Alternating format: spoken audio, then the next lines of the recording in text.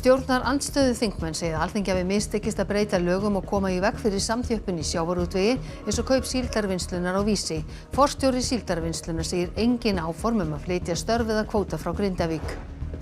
Tveir af stærstu hluthöfum í Festi hf, Lífeyrissjóður starfsmanna ríkisins og Lífeyrissjóður verslunarmanna, ætla að styðja sitt hvorn frambjóðandann í stjórnarkjöri í fyrramálið. Þeir eru ekki í hópi núverandi stjórnarmanna.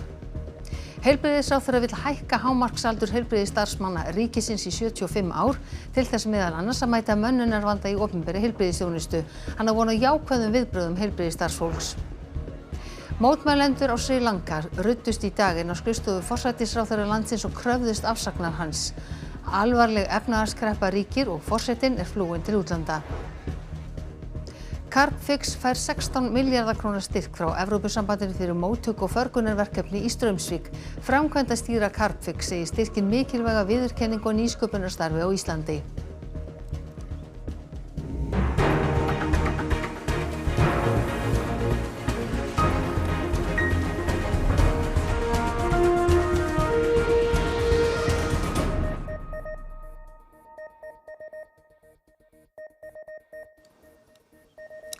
Komið þið sæl. Þetta eru ekki góðar fréttir, segir þingmaður Samfylkingarinnar kaup síldarvinnslunnar á útgerðarfyrirtækinu Vísi. Formaður Viðreisnar segir Vinstri græn standa í vegi fyrir að meirihluti náist á þingi til að breyta lögum með fiskveiðistjórnarkerfið til að hindra að kvótinn safnist á fárra hendur. Síldarvinnslan á Neskaupstað hefur keypt útgerðarfélagið Vísi á Grindavík. Fyrirtækin á meðal kvótahæstu útgerðarlandsins og útlit fyrir að fiskveiðiheimildir síldarvinnslunar fari yfir kvótaþakið ef samkeppniseftirlitið samþykkir kaupin. Þetta ekki góða fréttir. Þetta ekki góða fréttir fyrir íslenskt samfélag þegar að auður safnast, eða þegar að kvótinn safnast á fárra hendur og samþjöppunin verður svona mikil. Ég vil meina það sé meirihluti á þingi fyrir því að fara í þessar breytingar til þess að auka á gegnsæi, til þess að tryggja réttan hlut þjóðarinnar, til þess að taka á þessari samþjöppun. En meðan að VG búin að binda trú sitt við skip minnihlutans sem hefur engar áhyggjur af þessari þróun, að þá mun ekkert breyta. Samfélagslega ábyrgðin felst í því að ríkisstjórnin með VG í broti fylkingar vill ekki neina breytingar. En kaupin hafa vakið ugg í brjóstum sumra Suðurnesjamanna að kvótin og störfin sé á förum. Sporin hræða og þessi skemmst að minnast að Vísir lokaði starfsstöðum sínum í öðrum landshlutum. Auk Grindavíkur rekur Vísir fiskvinnslur á Þingeyri, Húsavík og Djúpavogi. Þessum 3 vinnslum verður lokað og starfsemi flutt til Grindavíkur. Menn eru fyrst og fremst slegnir og trúa þessu ekki sko. 50 manns á Þingeyri horfa fram á að missa vinnuna, verði áform Vísis hf að loka fiskvinnslunni þar að veruleika. Á hverju fólki að lifa hérna? Hvað á fólki að gera við húsið sín? Snemma í morgun lagði hópurinn af stað frá Djúpavogi. Þar hættir útgerðarfyrirtækið Vísir starfsemi og eins á Húsavík og á Þingeyri og flytur hana til Grindavíkur. Yes, of course. It's not easy for us. Fyrir aldarfjórðungi keypti Haraldur Böðvarsson starfsemi Miðness í Sandgerði og flutti hana nokkrum árum síðar upp á Akranes. Sandgerði hefur farið mjög hallokað í kvótakerfinu. Kvóti Miðness nú komin upp á Akranes og nánast ekkert minnir á að það fyrirtæki hafi nokkru sinni verið til. Eftir þeim upplýsingum sem við fengum þá, eftir viðtöl við ráðamenn, þá höfðum við enga ástæðu til annars heldur en að vera mjög bjartsýn. Þróunin hefur komið bæjarstjórninu á óvart enda hefur Sandgerði verið einn blómlegasta verstöð landsins aldir. Sagan sýnir okkur að það verða breytingar í kjölfar svona kaupa og sölu og ég held að það sé bara afleiðingin af þessum gjörnum. Aðalatriðið að stjórnmálamönnum og okkur sem að sitjum á þingi, okkur hefur ekki tekist að breyta lögum stjórn fiskveiða til þess að koma í veg fyrir þessa samþjöppun sem að teikna svona skýrt upp fyrir okkur núna. Forstjóri síldarvinnslunnar segir Grindvíkinga ekki hafa neitt að óttast. Ég get bara fullyrt það að þessi viðskipti og allavega það farið í þau með það í huga að byggja á þeim mannauð og þeirri þekkingu og þeirri vinnslu sem er í Grindavík og þeim tækifærum sem á svæðinu. Og ég ætla að vona að það verður ekkert í þeim forsendum sem breytast. Við sjáum tækifæri í Grindavík og við erum ekki að fara þarna inn til þess að það er hvergi í neinum bókum neitt slíkt. Vísir hefur fjárfest gríðarlega mikið í öflugum vinnslum, hátækni vinnslu sem við teljum að megi nýta betur til aukinnar verðmætasköpunar. Þannig að ég sé bara tækifæri í þessu, bæði fyrir félögin, hluthafana og þjóðina. Á hluthafafundi Festi hf. Í fyrramáli verður margfeldiskosning að kröfu meðal annars lífeyrissjóðsstarfsmanna ríkisins. Það gæti gert þeim auðveldara að fá sitt fólk kjörið í stjórn en 14 eru í framboði. Festi hf. Eitt af stærstu fyrirtækjum landsins. Það rekur Krónuna sem með 26 verslanir, Elko stærstu raftækjaverslun landsins og N1 eldsneytistöðvarnar. Heildareignir Festi námu 87 milljörðum króna í lok mars. Á aðalfundi félagsins í mars var 5 manna stjórn sjálfkjörin. Sú stjórn lenti svo í vanda í júní þegar hún var tvísaga starfslok Eggerts Þórs Kristóferssonar forstjóra. Fyrst tilkynnti stjórnin Kauphöllinni að hann hefði óskað eftir því að láta af störfum en þurfti svo 10 dögum síðar að lýsa því yfir að hún hefði sjálf átt frumkvæði að starfslokum forstjórans. Ástæði þess að Festi hefur verið í opinberu umræðu á árinu svo að Þórður Már Jóhannesson, þáverandi stjórnarformaður, óskaði eftir því að ganga úr stjórn í byrjun janúar, en þá komist hann og 3 aðrir kallar í hámæli í fréttum eftir að Vítalía Lazareva sagði frá meintu kynferðisofbeldi sem þeir, sem hún nafngreindi þó ekki, hefðu beitt hana í sumarbústað. Auk Þórðar Más einn hinna karlana Hreggviður Jónsson sem líka á hlut í Festi. Vítalía hefur gefið skýrslu hjá lögreglu málið. Ekki fengust upplýsingar það í dag hvort karlarnir hefur verið kallaðir inn til skýrslutöku. Vítalía sagði á Twitter í júní að Eggert Þór forstjóri hefði verið einn af fáum mönnum sem hefðu hlustað á hana og hún ætti honum mikið að þakka. 13 í framboði í stjórnarkjörinu sem fer fram á hluthafafundinum í fyrramálið. Öll núverandi stjórn í framboði. 20 stærstu hluthafar í Festi eiga rúmlega 83% hlut og þar af eiga lífeyrissjóðirnir tæpt 71%. Enga hlutafélögin 4 í hópnum eiga tæp 7%. Þórður Már á í Brekku Retail og Hreggviður í Stormtré. Við kosningu á milli 14 manns hætt við að atkvæðin dreifist víða og þó jafnframt að lífeyrissjóðirnir sem yfirleitt halda sig tilbaka get ekki gengið að því vísu að ná fulltrúum inn. Lífeyrissjóður starfsmanna ríkisins LSR, stærsti hluthafinn í Festi, fór því fram á margfeldiskosningu ásamt fleirum. Það þýðir að hluthafi þarf ekki að kjósa 5 manns, heldur getur hann notað atkvæðistunga sinn á einn frambjóðandi eða fleiri. LSR mun styðja Sigurlínu Ingvarsdóttur í stjórn, sömuleiðis mun 3. stærsti hluthafinn Lífeyrissjóður verslunarmanna styðja Hjörleif Pálsson til stjórnarsetu. Einhverjir lífeyrissjóðir ætla sér að styðja núverandi stjórn. Og til útlanda, forseti Sri Lanka flúði land í nótt og skipaði forsætisráðherrann í sinn stað tímabundið. Mótmælendur ruddust í daginn á skrifstofur forsætisráðherrans og krefjast afsagnar hans. Mótmæla alda hefur riðið yfir landið síðustu vikur. Almenningur líður mikinn skort og vill koma forseta landsins, Gotabaya Rajapaksa og klíku hans frá. Hann flýði ásamt eiginkonu sinni í nótt til nágrannaríkisins Maldíva. Mótmælendur brutu sér leiðin í höll forsetans helgina og hafa hana á valdi sér, en mikill straumur fólksþangað. Forsætisráðherrann Ranil Wickremesinghe gegnir forseta embætti á meðan. Mótmælendur ruddust inn á skrifstofur hans í morgun og kröfðust afsagnar. Það búa 22 milljónir á Sri Lanka sem hefur verið stýrt af Rajapaksa fjölskyldunni síðustu ár. Þau lifa í vellistingum, hafa skipað hvert annað í ýmis embætti og tekið óhófleg lán frá Kína sem ekki lengur hægt að greiða af. Helen Ólafsdóttir, öryggisáðgjafi hjá Sameinuðu þjóðunum, þekkir vel til í landinu og var talsmaður norrænu friðargæslunnar þar árabil. Þarna fjölskylda sem búin að vera við völd frá 2005 meira að minna, sem hefur eiginlega náð að sölsa undir sig alla þætti, allt sem við kemur, hvort sem það viðskiptalíf og eins bara farið með ríkissjóðs eins og sína eigin pingju. Helen telur mikilvægt að Sri Lanka fái aðstoð frá Alþjóðagjaldeyrissjóðnum og Alþjóðabankanum. Þær stofnanir aðstoði ekki nema ljóst sé í hvað fjármunirnir fari og svo hafi ekki verið undir stjórn Rajapaksa. Rætt hefur verið að mynda samsteypustjórn. Og ef þessi samsteypustjórn sýnir einhvern vilja til þess að vinna með Alþjóðabankanum og Gjaldeyrissjóðnum, þá alltaf hægt að snúa þessu við. Við ekki gleyma þetta eitt fallegasta land sem ég persónulega kom til og þarna eru stórglæsileg hótel og strendur. Þannig að ef þú færð þarna inn rétt fólk og ef þú opnar á eitthvað gagnsæi þarna og færð inn nýtt fólk, þá náttúrulega þetta stórkostlegt tækifæri fyrir þetta land til þess að snúa við því það eru svo miklar auðlindir. Heilbrigðisráðherra vill leggja fram frumvarp að hækka hámarksaldur opinberra heilbrigðisstarfsmanna í 75 ár til samræmis við þá sem eru sjálfstætt starfandi. Hann segist eiga von á jákvæðum viðbrögðum enda eigi sveigjanleg starfslok að vera val. Heilbrigðisráðherra kynnti í gær í samráðsgátt stjórnvalda áformum að breyta lögum þannig að hámarksaldur heilbrigðisstarfsmanna ríkisins hækki í 75 ár. Markmið meðal annars að mæta mönnunarvanda í opinberri heilbrigðisþjónustu enda ljóst að stór hluti heilbrigðisstarfsfólks muni ná 70 ára aldri á næstunni, sérstaklega innan stærstu stéttanna sem eru hjúkrunarfræðingar og sjúkraliðar. Þetta auðvitað stór mál og í stjórnarsáttmála og snýr að sveigjanlegri starfslokum opinberra starfsmanna.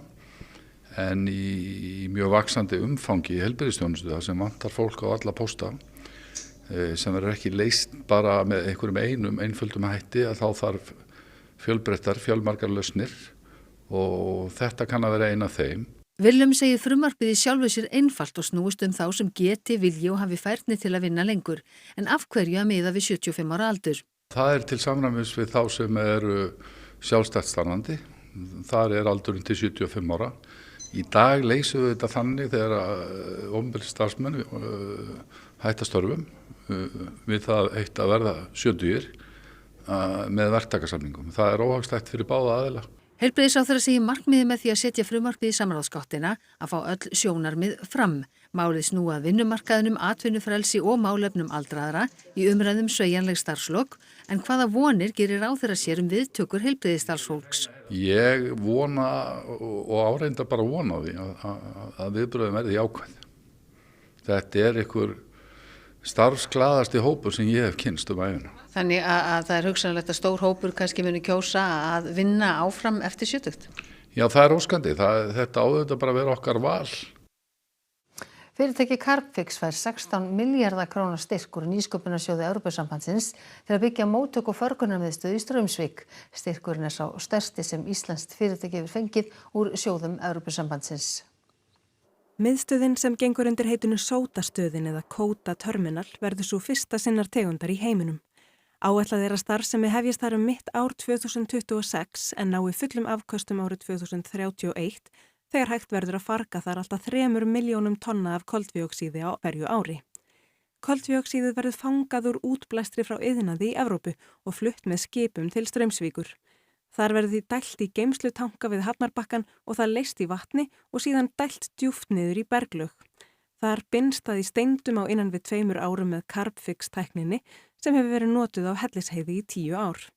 Styrkurinn 3/3 af kostnaði við verkefnið. Þetta auðvitað bara alveg frábært. Ég vil ekki orða að lýsa við því hversu ánægð við erum með þetta. Þetta svo mikil viðurkenning fyrir bara það starf sem við erum búin að vera að vinna á undanfarnum árum með þetta verkefni. Þetta gaggjart fjármagn í að styðja við uppbyggingu þessa tiltekna verkefnis og þetta hjálpar okkur auðvitað bara að halda tímalínunni sem við erum búin að leggja upp með að halda og bara gríðarlegu gæðastempill fyrir okkur verkefnið og auðvitað bara Ísland líka í heild sinni. Edda segir að enn sem komið sé ekki mikið að koltvíoxíð sé flutt langan veg. Það eru þó nokkuð mörg verkefni í Evrópu að teikna sig upp í að gera eitthvað svipað af því að það alveg ljóst að við þurfum samstarf þvert á landamæri á stórum skala til þess að geta náð okkar loftslagsmarkmiðum. Þannig að til viðbótar við þetta verkefni þá eru nokkuð verkefni í Norðursjó sem eru undirbúa eitthvað svipað og víðar álfuna. Hún segir að Carbfix sé þó eina fyrirtæki sem hafi það markmið að steinrenna koltvíoxíði í stað þess að geyma það, til dæmis í tómum olíulindum eða sandsteinslögum. Þannig að það alveg sérstakt við okkar tækni að koltvíoxíði verður að steini og hluti af berginu aldur og ævi. Jeremy Hunt, fyrrverandi utanríkis- og heilbrigðisráðherra og Nadim Zahavi, fjármálaráðherra, féllu í dag úr leik í fyrstu umferð atkvæðagreiðslu þingmanna breska íhaldsflokksins arftaka Borisar Johnson leiðtoga flokksins og forsætisráðherra. Þeir fengu færri en 30 atkvæði og komast ekki í næstu umferð. Rishi Sunak, fyrrverandi fjármálaráðherra, fékk flest atkvæði í dag, 88. Penny Mordaunt, viðskiptaráðherra, nýtur mest stuðningsfélaga flokksins samkvæmt nýrri könnun. En í næstu umferð þá dettur úr sá sem fær fæst atkvæði og þannig koll af kolli þar til 2 leiðtogaefni standa eftir. Þá fá almennir flokksmenn að greiða atkvæði. Enn ein hitabylgjan gengur yfir hluta Evrópu. Gróðureldar geisa á nokkrum stöðum á Íberíuskaga og í Sevilla á Spáni náði hitinn 45 gráðum í dag. Hiti fór yfir 40 stig víða í mið- og suðurhluta Portúgals í dag. Tá muito abafado. não tem muito sol, mas está muito calor, calor abafado, que faz até mal a gente pouco. A gente fica pouco, se não tomar muita água, fica desidratado. Og eins og kæfandi hiti sé ekki nóg, þá geisa gróðureldar víða landið. Samkvæmt portugalsku veðurstofunni mikil hætta á eldum nánast land allt. Devido ao tempo muito seco, umidades relativas muito baixas, não só durante o dia, mas também durante a noite. Também temos hoje vento relativamente forte no Algarve e na Serra de Monchique e também durante a noite no interior norte e centro, nas terras, também pode soprar mais forte. O risco de incêndio está com valores muito elevados a máximo. Þúsundir slökkviliðsmanna berjast við eldana og portugalsk stjórnvöld hafa beðið Evrópusambandið aðstoð. Á Spáni berjast slökkviliðsmenn einnig við gróðurelda. Eldar sem kviknuðu í Las Hurdes ekki langt frá landamærunum við Portugal hafa náð yfir til Salamanca. Ayer y hoy ya veis que está el humo, casi no deja ver ni el sol. Y afecta, pues se respira, se nota con el humo al respirar que molesta. Á Spáni líkt og í Portugal fór hiti yfir 40 stig víða. Í Sevilla og Córdoba á sunnanverðu landinu náði hitin 45 stigum. Og hitabylgjan gerir vart við sig víðar en á Íberíuskaga. 40 stiga hita spáð víða á Frakklandi næstu daga. Á morgun Bastiludagurinn, þjóðhátíðardagur Frakka. Hann verður ekki jafn litríkur og vanalega því flugeldasýningum hefur verið aflýst á svæðum þar sem hitin verður hvað mestur. Theodór Freyr Hervarsson, þetta önnur hitabylgjan á innan við mánuði í Evrópu. Eru þetta afleiðingar loftslagsbreytinga? Það náttúrulega alltaf erfitt að horfa á svona staka atburði og segja að því að loftslagsbreytingar eitthvað sem mælt yfir tíma. En þetta vissulega algjörlega í takti við þær sviðsmyndir loftslagsbreytingar sem hafa verið ræddar og kynntar að tíðni aukaatburða tíðnin verði meiri og eins og þú segir önnur hitabylgjan innan við mánuð og maður heldur ekki gleyma því að maí var sá hlýjasti á Spáni og þessari öld, þannig að það margt sem bendir til þess, já. En vitum við eitthvað núna hversu lengi þessi hitabylgja muni standa og hvort það muni ná alla Evrópu? Já, spænska veðurstofan að gera ráð fyrir að hún standi í 9-10 daga. Hún hófst núna helgina, þannig að við erum væntanlega að tala að þetta ástand geti varað fram yfir helgi, en svona virðist samt sem að vera toppurinn í dag og morgun. En áfram verður hitin eða yfir 40 stig. Heldur betur. En kannski má segja að kæfandi hiti sé ekki beint vandamálið okkar hér á landi. Hverjir eru horfurnar hér næstu daga? Já, svona róleita veður hjá okkur á morgun, vissulega skúrir, allan til fjalla, hitin 10-15 stig, nokkuð víða, en svo fyrir að fá slag við þessu regningu á föstudaginn. Það minna spennandi, getur við sagt. Já, við fáum kannski eitthvað sem heita einhvern tímann, en þú fer allavega betur yfir þetta Theodór Freyr Hervarsson að loknum íþróttum. Takk fyrir að útskýra þetta fyrir okkur. Borgfirðingar eystra, þeir kunna að nýta þriðjudagskvöldin en í gærkvöld hófst tónleikasyrpa sem stendur alla vikuna. Lítið mál að fylla félagsheimilið þó inn í miðri viku sé.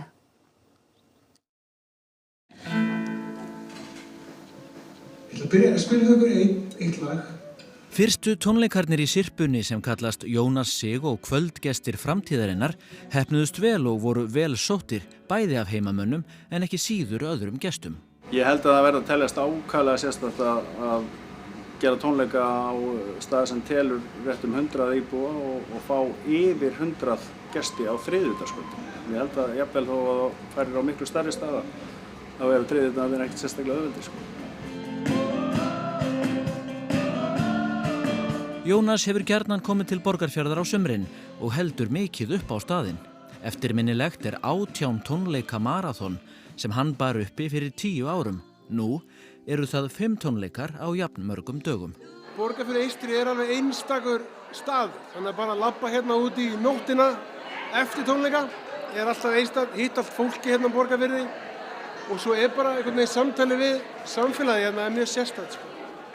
Og við njótum þess mikið, mér finnst mjög gaman að koma með vini mína hérna úr tónlistinni og bara eiga nokkra daga saman, spila hverju kvöldi og vera með eitthvað spuna og aksjón.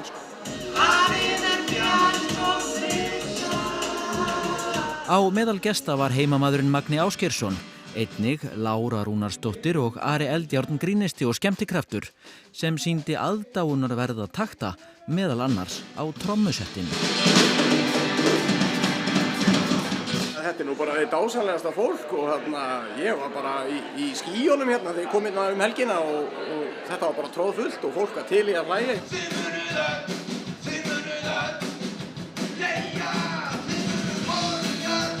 En það greinilega bara troðfullt hérna alltaf því það þriðjudagur núna. Og Jónas Sig náttúrulega mikil hitti hér. Þetta alveg mjög sérstakt þegar maður heldur 5 tónleika.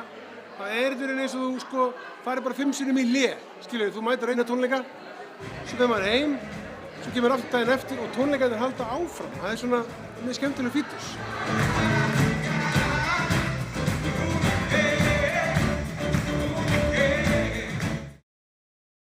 Já, úr þessu stuði þá ætlum við að sjá hvað ber hæst í íþróttum kvöldsins. Það Gunnar Birgisson sem hefur umsjón með þeim í kvöld. Ísland mætir Ítalíu í öðrum leik sínum á EM kvenna á morgun í mikilvægum leik. Við tökum stöðuna á landsliðshópnum, heyrum í þjálfaranum og fáum álit hjá markahæsta leikmanni í sögu liðsins. Og við ætlum núna að rifja upp helstu atriði þessa fréttatíma.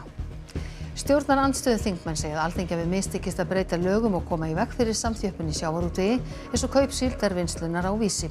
Forstjóri síldarvinnslunnar segir engin áform að flytja störf eða kvóta frá Grindavík. Tveir af stærstu hluthöfum í Festi HF, Lífeyrissjóður starfsmanna ríkisins og Lífeyrissjóður verslunarmanna, ætla að styðja sitt hvort frambjóðandann í stjórnarkjöri í fyrramálið. Þeir eru ekki í hópi núverandi stjórnarmanna. Heilbrigðisráðherra vill hækka hámarksaldur heilbrigðisstarfsmanna ríkisins í 75 ár til þess meðal annars að mæta mönnunarvanda í opinberri heilbrigðisþjónustu. Hann á von á jákvæðum viðbrögðum heilbrigðisstarfsfólks. Mótmælendur á Sri Lanka ruddust í dag inn á skrifstofur forsætisráðherra landsins og kröfðust afsagnar hans. Alvarleg efnahagskreppa ríkir og forsetinn flúin til útlanda. Carbfix fær 16 milljarða króna styrk frá Evrópusambandinu fyrir móttöku og förgunarverkefni í Straumsvík. Framkvæmdastýra Carbfix segir styrkinn mikilvæga viðurkenningu á nýsköpunarstarfi á Íslandi. Þessum fréttatíma að ljúka og það komið á íþróttum og veðri. Nýjustu fréttir okkar má alltaf finna inn á ruv.is en næstu fréttatímar í útvarpi og sjónvarpi klukkan 10 í kvöld. Við sjáumst þá, verið sæl að sinni.